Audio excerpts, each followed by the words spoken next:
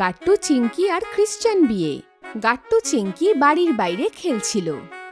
ঠিক তখনই একজন কাকু বাড়ির ডোরবেল বাজালো। আপনার মেয়ে এসেছে। ঘরের ভেতর থেকে বাবা দরজা খুলে দিল। আর কাকুকে দেখে গাট্টু চিঙ্কিও দৌড়ে গেটের কাছে চলে এলো। ওহো, মেল, দিন রেজিস্টারে সাইন করে দি। এরই মধ্যে গাট্টু চিঙ্কি চিঠিটা নিয়ে নেয় আর বাড়ির ভিতরে চলে যায়। বাহ, এতে কি আছে বাবা? হ্যাঁ বাবা, কি আছে এতে? দা বাচ্চারা, আমি খুলে দেখি। বাবা তাড়াতাড়ি ওই চিঠিটা খুলে দেখতে লাগলো আর সেখান থেকে একটা বিয়ের নিমন্ত্রণের চিঠি পেল। কিন্তু এই নিমন্ত্রণপত্র একদম অন্যরকম ছিল। বাবা, এই কার্ডে তো যে ব্রাইড, সে তো হোয়াইট ড্রেস পরে আছে। আর বর স্যুট পরেছে। আমাদের বিয়ে বাড়িতে তো এরকম হয় না। এরকম তো আমি টিভিতে দেখেছি। হ্যাঁ চিঙ্কি, কারণ এটা হিন্দু ওয়েডিং নয়, এটা ক্রিশ্চিয়ান ওয়েডিং এর কার্ড। আমার অফিসে একটা পুরনো ফ্রেন্ড ছিল, যার অন্য কোম্পানিতে ট্রান্সফার হয়ে যায়। সে ক্রিশ্চিয়ান ছিল আর এইটা তার বিয়ের কার্ড। ওয়াও, তার মানে আমরা ক্রিশ্চিয়ান ওয়েডিং এ যাব। এটা শুনেই আমার খুব আনন্দ হচ্ছে। আমরা যাব তো বাবা? হ্যাঁ বাচ্চারা, নিশ্চয়ই যাব। এই ওয়েডিং এই সানডেতে আছে, আমরা সবাই খুব রেডি হয়ে যাব। কিন্তু তখনই মা রান্নাঘর থেকে চলে এলো। তিনি বাবা এবং গাট্টু চিঙ্কির কথা শুনতে পেয়েছিলেন।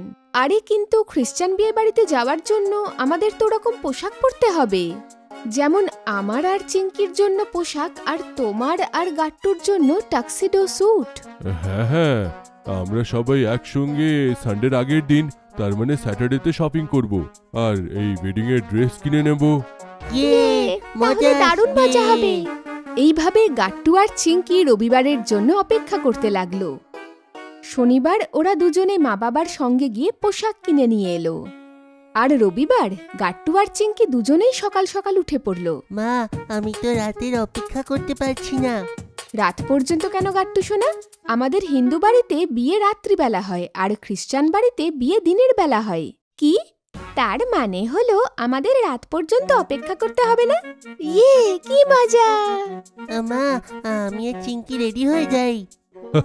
আরে না বাচ্চারা, আরে আমরা 12টা অবধি যাব, তোমরা আগে খাবারটা খাও। বাবা বলার পর গাট্টু আর চিঙ্কি জলখাবার খেয়ে নিল আর তারপর মা দুজনকে রেডি করে দিল। চিঙ্কি আর মা দুজনে গোলাপি রঙের ড্রেস পরেছিল আর গাট্টু আর বাবা টাক্সিডো স্যুট। সবাইকে তাদের পোশাকে খুব সুন্দর লাগছিল। চিঙ্কি, দাঁড়াও, আমি তোমার মাথায় এই গোলাপি ফিতেটা বেঁধে দিচ্ছি। ওয়াও, মা, এটা কি সুন্দর! হ্যাঁ হ্যাঁ চিঙ্কি, তুমি তো পুরো প্রিন্সেস দেখাচ্ছ। আচ্ছা চলো বাচ্চারা, যাওয়া যাক। এরপর সবাই গাড়িতে বসে পড়ল আর বাবা সবাইকে অনুষ্ঠানের জায়গায় নিয়ে গেল, যেটা একটা চার্চে হচ্ছিল। চার্চ খুব সুন্দর সাজানো ছিল আর সব জায়গায় সাদা ফুল ছিল।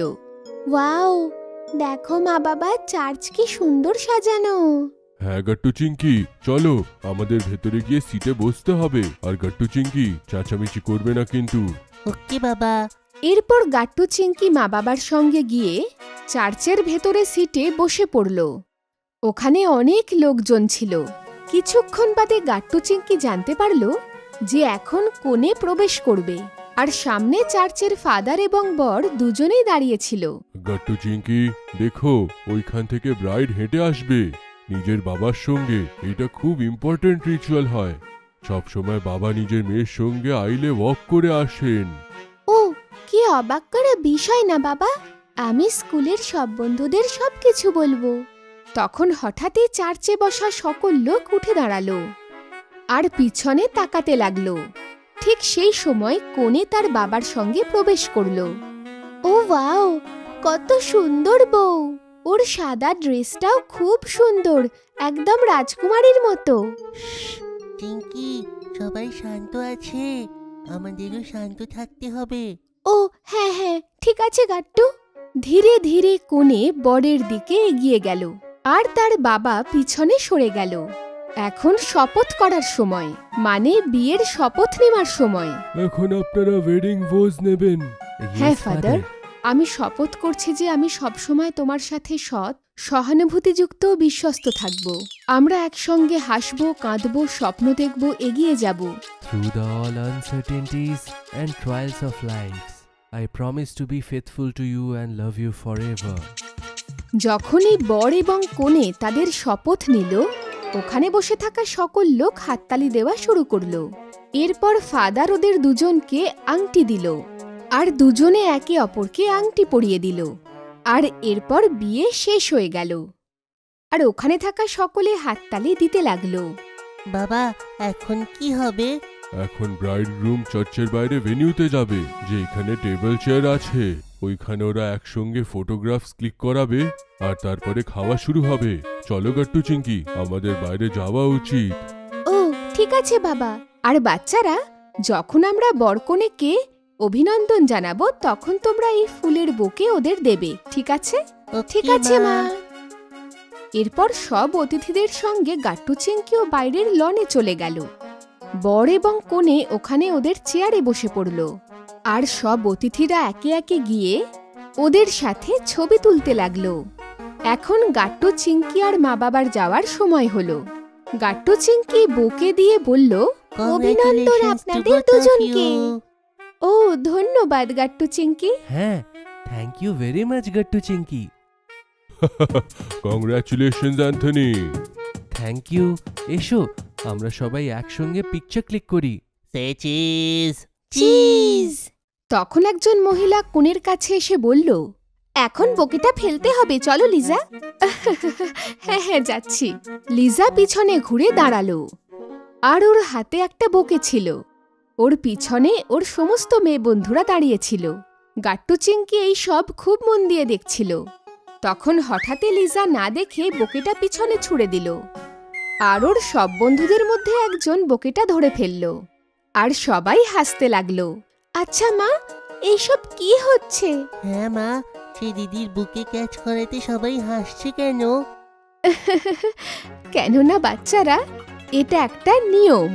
এদের মধ্যে কনের যে বন্ধু বকে ধরে ফেলবে, এরপর তার বিয়ে সবার প্রথমে হবে। ও এমন কি?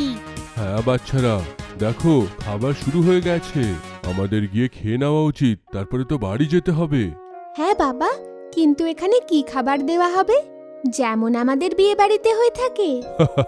হ্যাঁ বাচ্চারা, প্রায় একই, কিন্তু এখানে ডেজার্টে কেক হবে, তারপরে ফ্রুট টার্ট, স্যালাড আর মেন কোর্স। চলো আমরা গিয়ে দেখি। এরপর গাট্টু চিংকি মা বাবার সঙ্গে খাবার খেতে গেল। ওদের খাবার খুব সুস্বাদু লাগলো, আর তারপর ডেজার্টে ফল, কেক ইত্যাদিও খেলো। এরপর বরকনেকে আরও একবার অভিনন্দন জানিয়ে মা বাবা আর গাট্টু চিংকি বাড়ি ফিরে এলো। আপনাদের যদি আমাদের ভিডিও ভালো লেগে থাকে তো আমাদের ভিডিওকে লাইক করুন, কমেন্ট করুন আর সাবস্ক্রাইব করুন।